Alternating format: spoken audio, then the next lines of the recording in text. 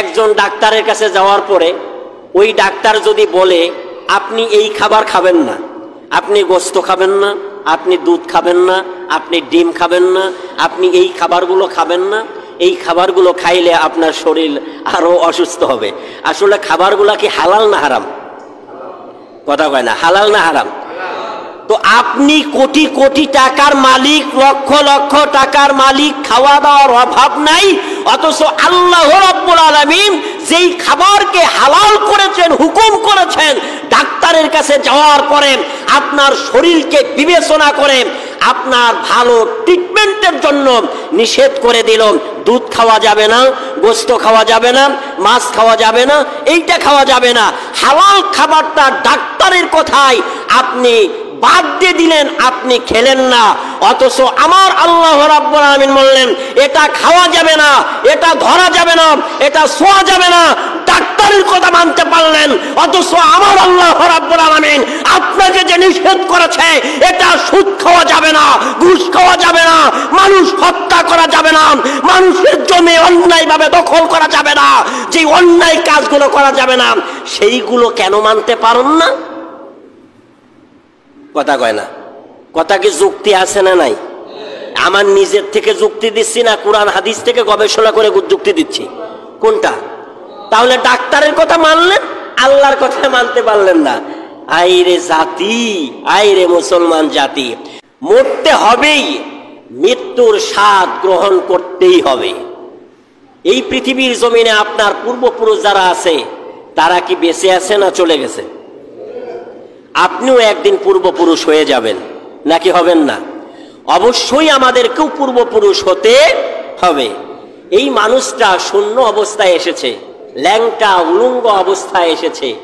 আপনি যত কোটি টাকার মালিক হন, আপনাকেও এই পৃথিবী থেকে এই ঘর বাড়ি স্বর্ণ, যেই ডয়ের চাবিটা আপনার কাছে, আর ওই ডয়ের মধ্যে লক্ষ লক্ষ টাকা তুলা পড়ে আছে, আপনি খুলছেন, আপনি আবার রাখছেন, আপনি খোলেন, আপনি দেন, সেই স্বর্ণগুলা টাকাগুলা ওইভাবেই পড়ে থাকবে। আপনাকে শূন্য অবস্থায় এই পৃথিবীর মায়া ত্যাগ করে চলে যেতে হবে। কথা ঠিক না বে ঠিক বাবা? চলে যেতে হবে না? আপনি সাথে নিয়ে গেলেন কি? স্বর্ণ। আপনি কি সাথে এই গহনা, এই যে টাকা পয়সা ক্ষমতা, কোনো কিছু নিতে পারেন নাই। আপনি নিতে পারবেন কি? যদি পৃথিবীর জমিনে যদি আপনি 3টা আমল করে যেতে পারেন, ওই 3টা আমলই আপনার কবরে যাবে। বলেন সুবহানাল্লাহ। ভাইরা আমার, বন্ধুরা আমার, কোরআন থেকে জবাব নিয়ে নেই।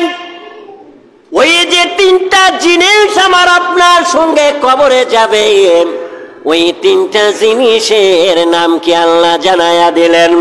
একদিন আল্লাহর সম্মুখীন হতে হবে। আমার আল্লাহ তাআলা বললেন, তোমরা যদি আমি আল্লাহর সাক্ষাৎ করতে চাও, দিদার করতে চাও, তাহলে এই 3টা আমল তোমাদের পালন করতে হবে। কয়টা আমল? আল্লাহ তাআলা জানায়া দিলেন, فمن كان يرجو لقاء ربه فليعمل عملا صالحا ولا يشرك بعبادة ربه أحدا। কয়টা আমলের কথা বলেছেন? 3টা আমলের কথা আল্লাহ তাআলা বলেছেন।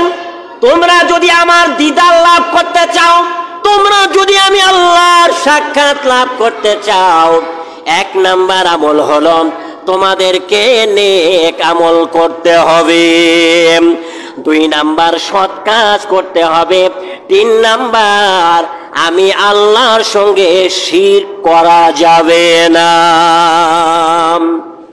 কথা কয় না? কয়টা পাইলাম? আমার দিকে তাকান। কয়টা? 3টা। আমরা আল্লাহর সাক্ষাৎ চাই কি চাই না? আল্লাহর সাক্ষাৎ, আল্লাহর দিদার যদি আমাদের না থাকে, আর এই মনে তামান্না যদি না থাকে, আমরা তো মুসলমানই না। মুসলমান?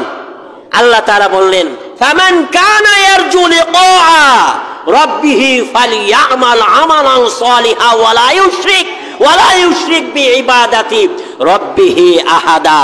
তোমরা আমি আল্লাহর সাক্ষাৎ যদি পেতে চাও, দিদার যদি পেতে চাও, তিনটা কাজ করতে হবে।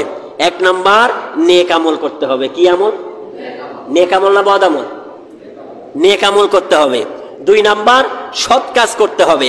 3 নাম্বার, আল্লাহর সঙ্গে শিরক করা যাবে না।